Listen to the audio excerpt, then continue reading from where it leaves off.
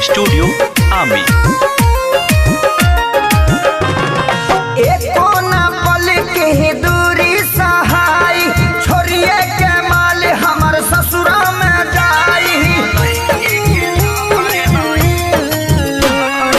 एक कोना पल के दूरी सहाय छोड़िए के माल हमर ससुरा में जाई। मोबाइल ही हम कभर हई हम कभर हई।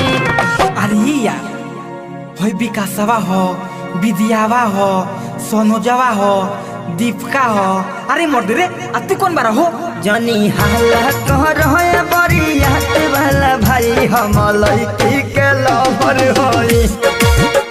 जनी हाला कर बरियात वाला भाई हम लड़की के लवर होई। Presented by Fast Music।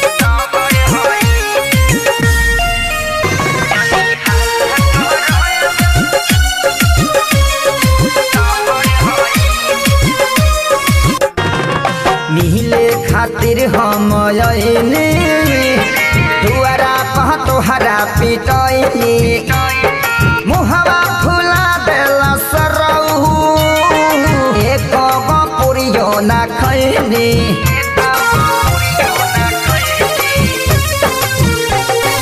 मिले खातिर हम आइनी दुआरा पह तोहरा पिटैनी। मुहवा फुला देल सरऊ एक पुरियो ना खैनी। उ त करे सबर बेसबर हई हम बेसबर हई। रे रे रे धरा से निकल के मारा संता मार के रखे। ए भैया रुको ना रुको बताओ तनी रुक जा मोर मत मार लो। जानी हाला कर बरियात वाला भाई हम लड़की के लवर हई। जानी हाला कर बरियात वाला भाई हम लड़की के लवर हई।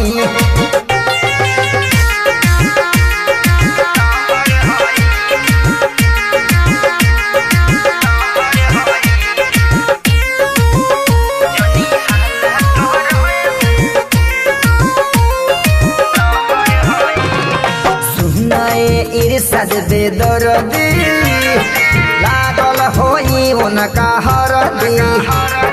मिले ना देवे अखिलेश मन करे मर्डर कर दी।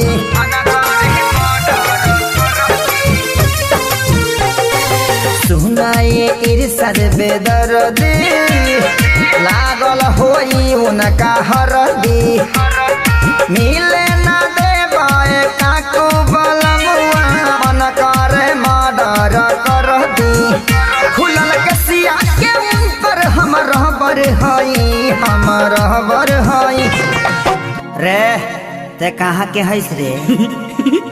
ए भैया एगो बात कही। अरे कह ना रे।